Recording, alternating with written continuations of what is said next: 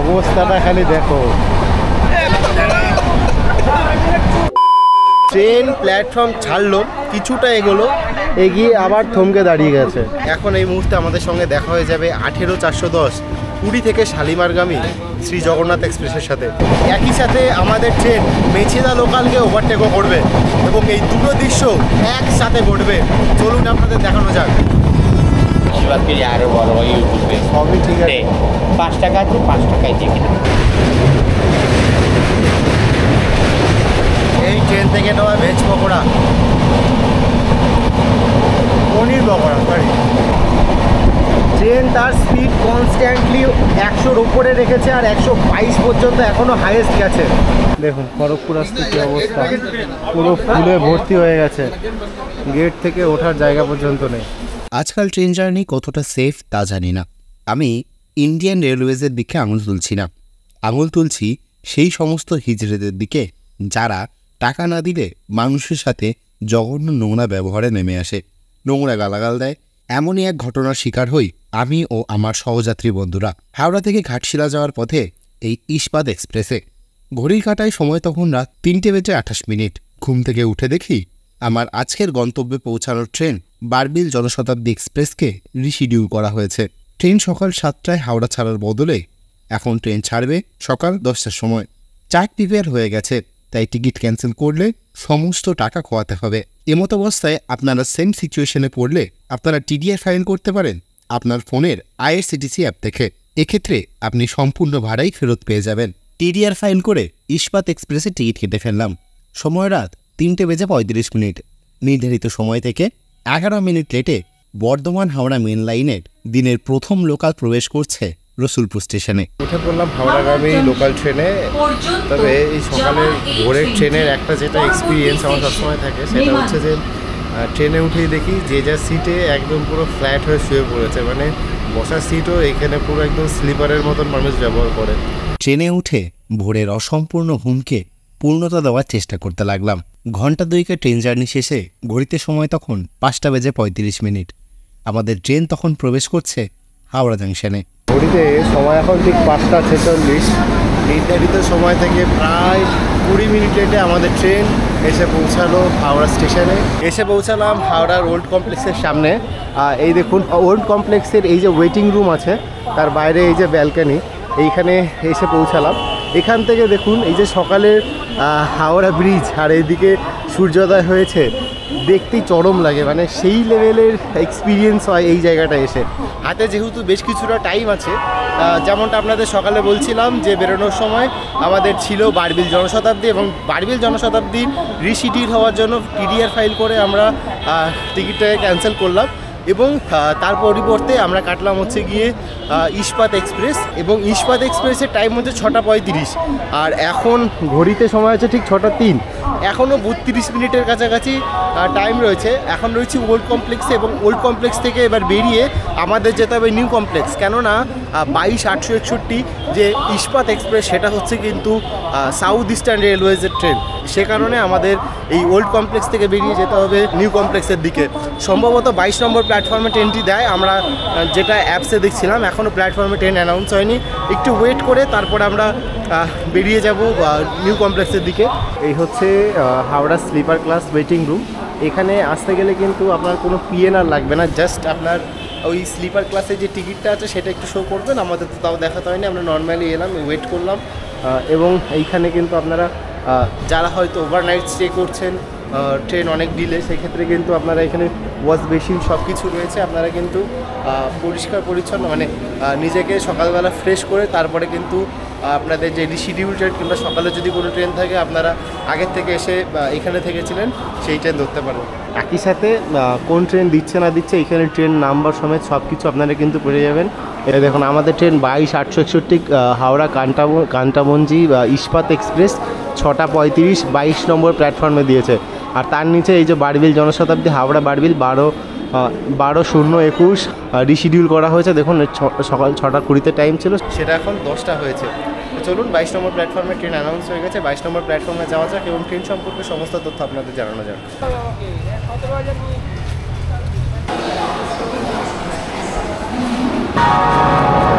The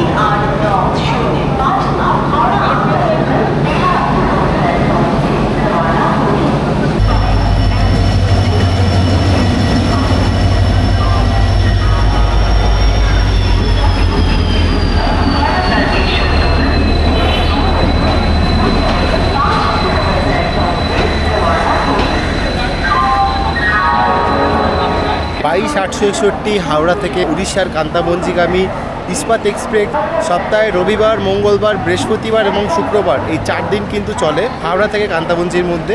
এবং এই train তার 777 কিলোমিটারের যাত্রাপথ সম্পূর্ণ করতে সময় নেয় 14 ঘন্টা মতন। এবং এই হাওড়া থেকে কান্তাবঞ্জি পর্যন্ত এই ট্রেনের রয়েছে মোট 26টা হল্ট। এবং এই ট্রেনের ম্যাক্সিমাম পারমিসেবল স্পিড 130 কিলোমিটার প্রতি ঘন্টা হাওড়া থেকে আন্দুলের মধ্যে এবং ঝাড়সুগুড়া জংশনের মধ্যে। 6:35-এ হাওড়া স্টেশন ছেড়ে এই ট্রেন 8:35-এ কান্তাবঞ্জিকে পৌঁছায়। এই ট্রেনে প্যান্ট্রি কার, ইবোর্ড ক্যাটারিং, অনবোর্ড ক্যাটারিং সবেরই কিন্তু সুবিধা রয়েছে। শ্রেণীকরণের দিকে দেখতে গেলে প্রথমে রয়েছে ইঞ্জিন, তারপরে রয়েছে একটা ইওজি কোচ এবং দুটো জিএস কোচ, তারপরে রয়েছে 2S বা যেটাকে D1 D2 করে বলা হয়, মানে ডি যার শ্রেণীকরণের নাম, D1 থেকে D10 2S রয়েছে 10খানা কোচ। এবং তারপরে রয়েছে C1 C2 দুটি চেয়ার কার এবং 3টি থার্ড এসি রয়েছে, যেটা হলো B1 B2 B3। এবং শেষের দিকে আরও দুটো জিএস কোচ এবং তার সঙ্গে একটা SLR কোচ রয়েছে।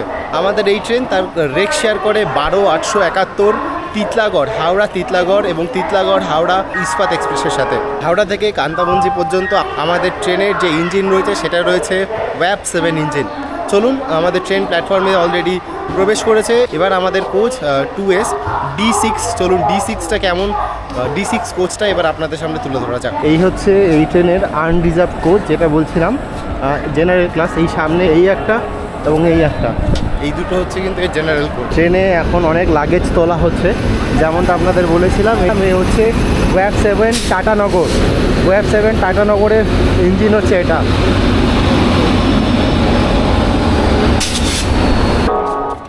এই হচ্ছে আমাদের 2S D6 কামরা। এই D6 কামরায় চলুন, আমাদের সিট নাম্বার হচ্ছে 21-22-24, ঠিক এই জায়গাটায় ওপাশে। চলুন ট্রেনে ওঠা যাক। এই হচ্ছে ট্রেনের normal coach, normally light, fan, এদিকে ক্যারিয়ার এবং এখানে প্লাগ পয়েন্ট রয়েছে। আর এই হচ্ছে জানলা, এইটা হচ্ছে এমার্জেন্সি গেট, সেটাই আমরা পেয়েছি। এই হচ্ছে ট্রেনের জানলা এবং সিটিং অ্যারেঞ্জমেন্টগুলো ঠিক এইখানটায় লেখা আছে।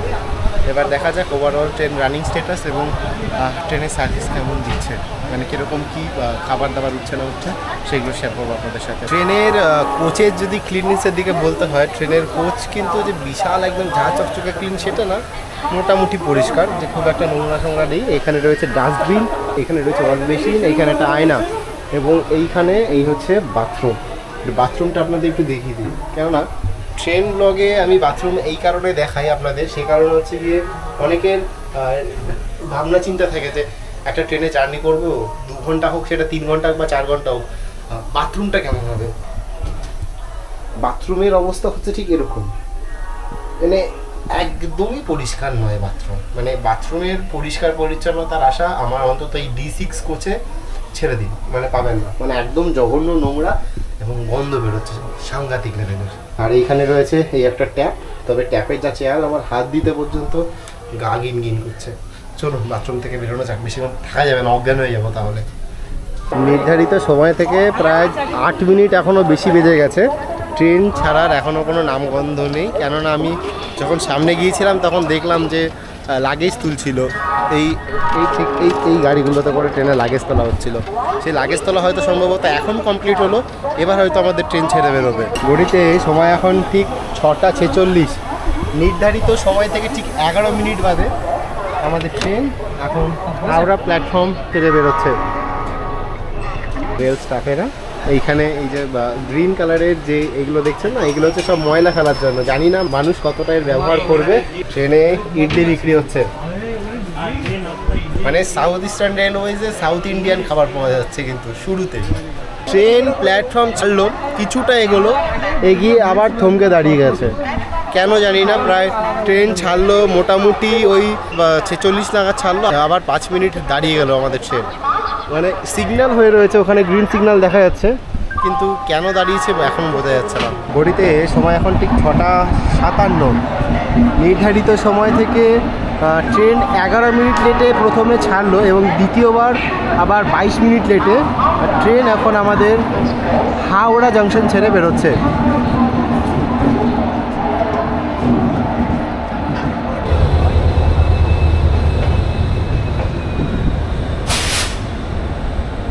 আমাদের ট্রেন ছেড়ে দিল হাওড়া রেলওয়ে স্টেশন এবং হাওড়া রেলওয়ে স্টেশন ছাড়ার পর আমাদের এই ট্রেনের পরবর্তী হল স্টেশন হচ্ছে খড়গপুর। হাওড়া থেকে খড়গপুর পর্যন্ত আমাদের ট্রেন 115 কিলোমিটারের যাত্রাপথ সম্পূর্ণ করবে এবং মধ্যে 36টা ইন্টারমিডিয়েট স্টেশন পার করবে। হাওড়া প্ল্যাটফর্ম ছাড়ার সাথে সাথে আমাদের সাথে দেখা হয়ে যাবে 18-616 হাতিয়া থেকে হাওড়া জংশনগামী ক্রিয়া যোগা এক্সপ্রেসের সাথে ট্রেন দাঁড়িয়ে রয়েছে।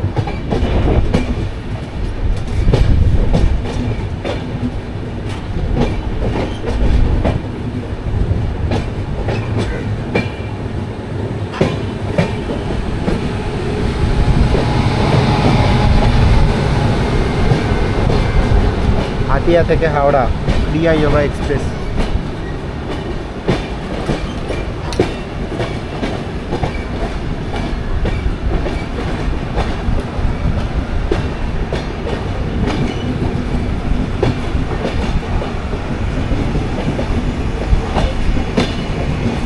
আমাদের ট্রেন এখন প্রবেশ করছে সাঁতরাগাছি জংশনে। তবে সাঁতরাগাছিতে আমাদের কোনো অফিসিয়াল স্টপেজ নেই, যেমনটা বললাম ডাইরেক্ট খড়গপুরে।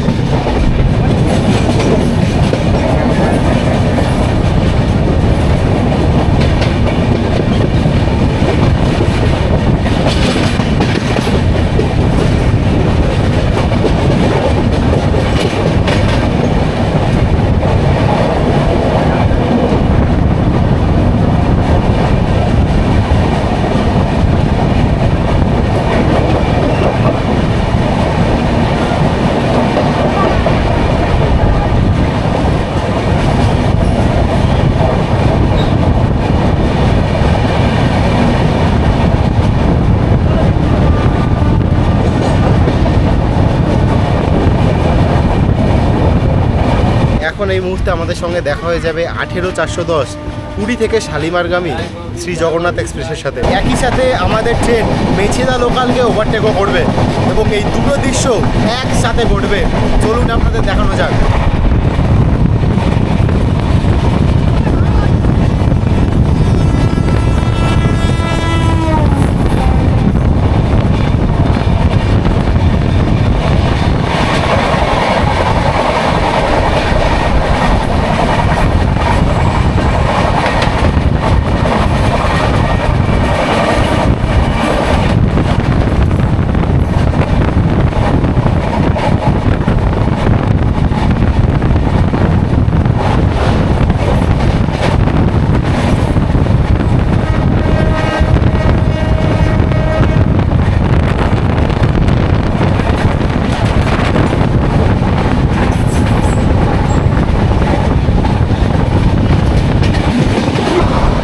ট্রেনের স্পিডটা জাস্ট দেখুন, 102, 103, 104, 105,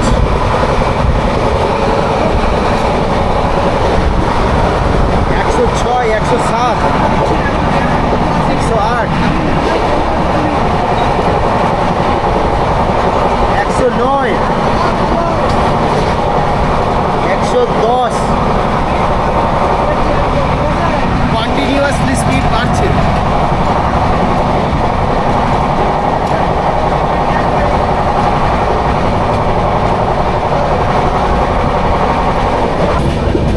আশীর্বাদ করি আরও বড় হয় ইউটিউবে। সবই ঠিক আছে। 5 টাকা আছে, 5 টাকায় দিয়ে কিন্তু খুশি মনে মাসে মনে প্রদীপই না। ইউটিউব, হ্যাঁ ইউটিউব। কী নামে? দি কমন ম্যান। দি কমন ম্যান ট্রাভেল। চলুন তাহলে এবার আপনাদের দেখাই রূপনারায়ণ নদীর উপর কোলাঘাটের সেই ব্রিজ।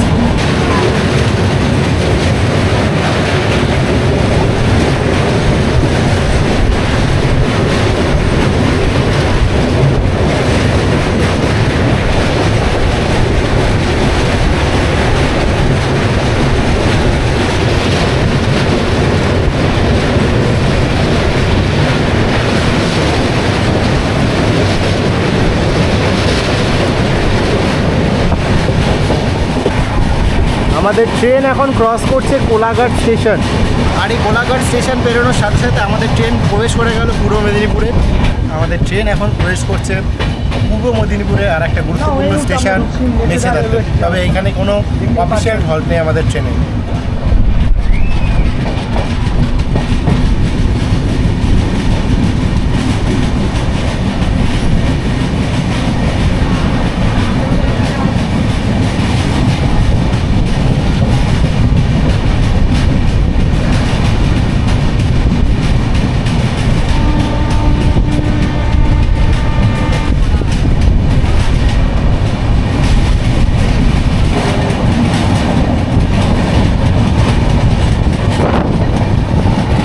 এই মুহূর্তে আমাদের সঙ্গে দেখা হয়ে যাবে 12-151 লোকমান্য তিলক থেকে শালিমারগামী সমরস্তা সুপারফাস্ট এক্সপ্রেসের সাথে।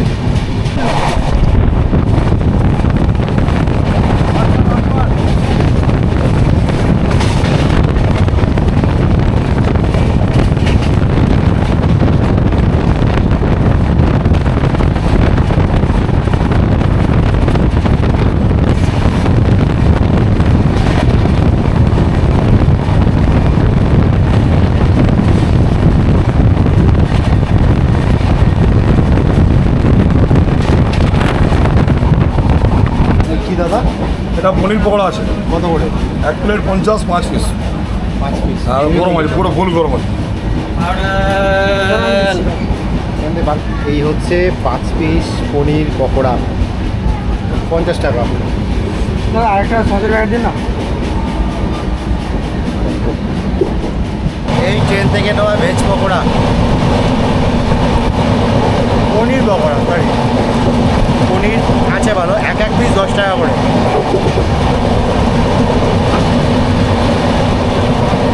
খেতে টেস্টটাও বেশ সুন্দর।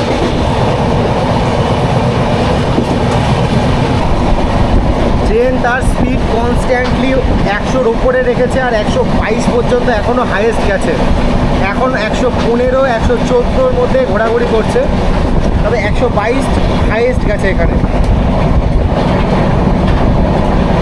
এখন এই মুহূর্তে আমাদের সঙ্গে দেখা হয়ে যাবে 12,809 মুম্বাই সিএসএমটি থেকে হাওড়াগামী বোম্বে মেলের সাথে।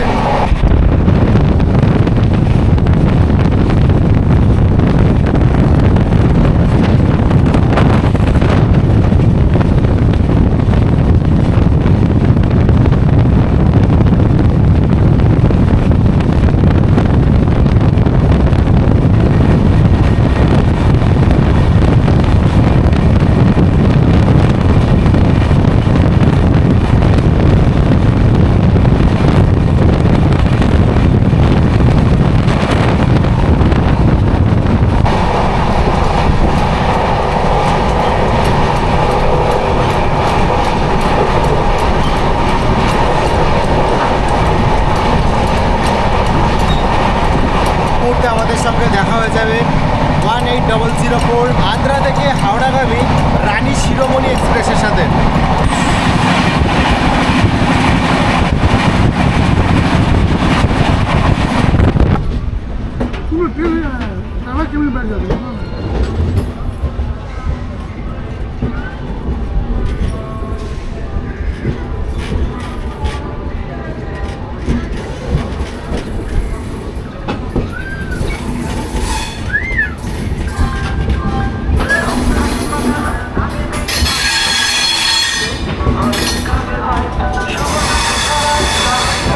ঘড়িতে সময় এখন ঠিক 8:49। নির্ধারিত সময় থেকে ঠিক 28 মিনিট লেটে আমাদের ট্রেন এখন প্রবেশ করলো খড়গপুর জাংশনে। খড়গপুর হচ্ছে আমাদের ভারতবর্ষের 4র্থ বৃহত্তম স্টেশন, যেটা প্রায় 1074 মিটার লম্বা। এই খড়গপুর স্টেশনের টোটাল প্ল্যাটফর্ম সংখ্যা হচ্ছে 12টা। প্রতিদিন প্রায় 238টা ট্রেন হল্ট হয় এইখানে, এবং একই সাথে 18খানা ট্রেন এই স্টেশন ছেড়ে বেরোয়, মানে এই স্টেশন ছেড়ে তাদের নির্দিষ্ট গন্তব্যের জন্য এই স্টেশন থেকে রওনা দেয়, এবং 19টা ট্রেন প্রতিদিন টার্মিনেট হয় এই স্টেশন থেকে। আর এই খড়গপুরে আমাদের এই ট্রেনের মাত্র 2 মিনিটের হল্ট রয়েছে। দেখুন খড়গপুর আসতে কী অবস্থা, পুরো ফুলে ভর্তি হয়ে গেছে, গেট থেকে ওঠার জায়গা পর্যন্ত নেই।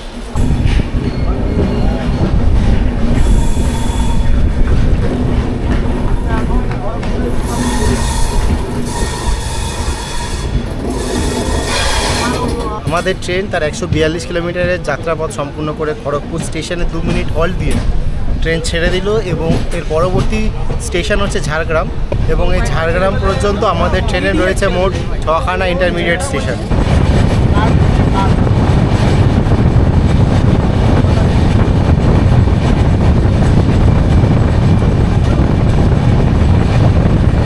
হাওড়া স্টেশন থেকে 152 কিলোমিটারের যাত্রাপথ সম্পূর্ণ করে প্রায় 40 মিনিটের কাছাকাছি লেটে আমাদের ট্রেন এই মুহূর্তে এখন ঢুকলো ঝাড়গ্রাম স্টেশনে। ঝাড়গ্রাম হচ্ছে আমাদের এই যাত্রাপথের আমাদের ট্রেনের 3য় স্টেশন, 3য় হল্ট স্টেশন। এইখানেও মাত্র আর 2 মিনিটের হল্ট রয়েছে আমাদের ট্রেনের, তারপরে ছেড়ে যাবে। তার পরবর্তী স্টেশন রয়েছে চাকুলিয়া। ট্রেন ছেড়ে দিল ঝাড়গ্রাম স্টেশন, এবং ঝাড়গ্রাম ছাড়ার পর আমাদের পরবর্তী স্টেশন হচ্ছে চাকুলি, এবং ঝাড়গ্রাম থেকে চাকুলি পর্যন্ত আমাদের ট্রেন কভার করবে 30 কিলোমিটারের যাত্রাপথ, এবং তার সাথে 3টে ইন্টারমিডিয়েট স্টেশন।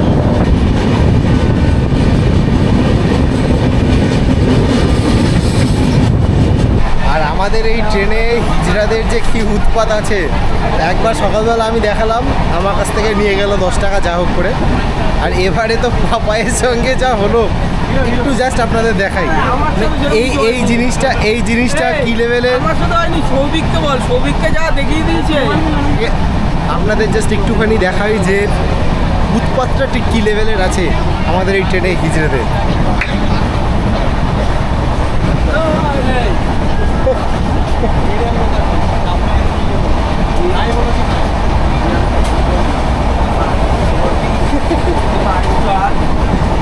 অবস্থাটা খালি দেখো। আমার ক্যামেরাটা আরেকবার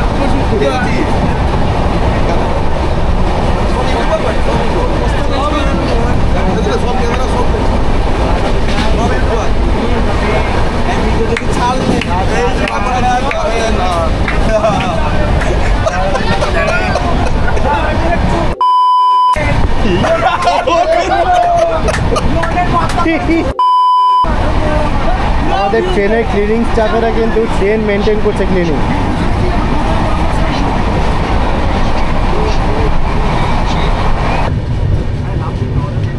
ঘড়িতে এখন বাজে 9:45। হাওড়া থেকে 182 কিলোমিটারের যাত্রাপথ সম্পূর্ণ করে আমাদের ট্রেন এখন এই মুহূর্তে এসে পৌঁছালো আমাদের যাত্রাপথের 4র্থ স্টেশন চাকুলিয়া, এবং চাকুলিয়ায় আমাদের ট্রেন 40 মিনিটের কাছাকাছি লেট চলছে। এখানে স্টপেজ টাইম মাত্র 2 মিনিট, তারপরে ট্রেন আবার ছেড়ে যাবে আমাদের গন্তব্য আজকের ঘাটশিলার উদ্দেশ্যে। ট্রেনে অলরেডি সিগন্যাল হয়ে গেছে, চলুন ওঠা যাক ট্রেনের মধ্যে।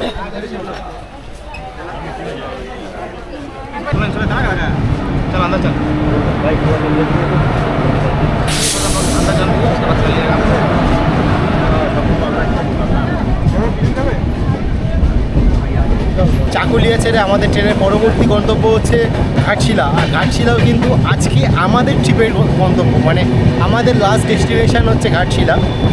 যাই হোক, এই চাকুলিয়া থেকে ঘাটশিলার দূরত্ব হচ্ছে 40 কিলোমিটার, এবং মধ্যে পড়বে 3টে ইন্টারমিডিয়েট স্টেশন।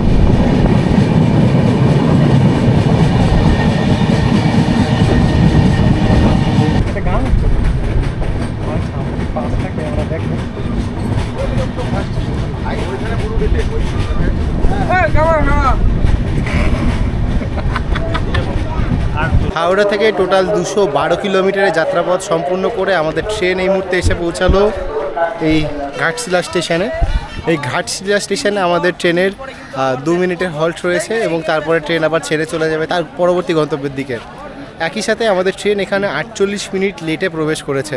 ট্রেনটা এমনিতেই ছেড়েছিল 22 মিনিট লেটে, এবং তারপরে যখন এখানে ঢুকলো আরও বাড়িয়ে 26 মিনিট মতন বাড়িয়ে এখন প্রায় 48 মিনিট লেটে আমাদের ট্রেন এই ঘাটশিলায় ঢুকলো। আপনারা যারা ঘাটশিলা আসতে চাইছেন, কোনো কারণে আমাদের যেমন বারবিল জনশতাব্দী রিশিডিউল হয়ে গেল, সেরকম যদি এরকম আপনাদের পরিস্থিতিতে পড়তে পারেন, তাহলে আগের থেকে যদি আপনারা মেসেজ পেয়ে যান, সেক্ষেত্রে কিন্তু আপনারা পরবর্তী এই ট্রেনটা এই ইস্পাত ধরেও কিন্তু আসতে পারেন। টাইমিংয়ে মাত্র 10 থেকে 15 মিনিটের লেট থাকে। এইখানে আমি আজকে ট্রেন জার্নি পর্ব শেষ করলাম, এবং এরপর থেকে পরবর্তী 3 দিন আমরা ঘুরে দেখব ঘাটশিলা, বেলপাহাড়ি, ঝিলিমিলি, মুকুটমণিপুর ও ঝাড়গ্রাম সংলগ্ন কিছু এলাকা। তো চলুন, এর পরবর্তী পর্বে আপনাদের সঙ্গে দেখা হচ্ছে। যাওয়া যাক এই ঘাটশিলা স্টেশনের বাইরে, এবং পরবর্তী ভিডিওতে আমি আপনাদের শেয়ার করব আপনারা ঘাটশিলার কোন কোন দর্শনীয় স্থানগুলো কীরকমভাবে কি ঘুরে দেখবেন, আর আমি কীরকম কি দেখছি সেই সব এক্সপিরিয়েন্স শেয়ার করব আপনাদের সঙ্গে। চলুন এখন বেরোনো যাক ঘাটশিলা স্টেশনের বাইরে। আমার এই ভিডিওটি যদি আপনাদের ভালো লেগে থাকে, তাহলে ভিডিওটিকে লাইক করে, এবং চ্যানেলে নতুন হয়ে থাকলে চ্যানেলটিকে সাবস্ক্রাইব করে পাশে থাকার অনুরোধ রইল।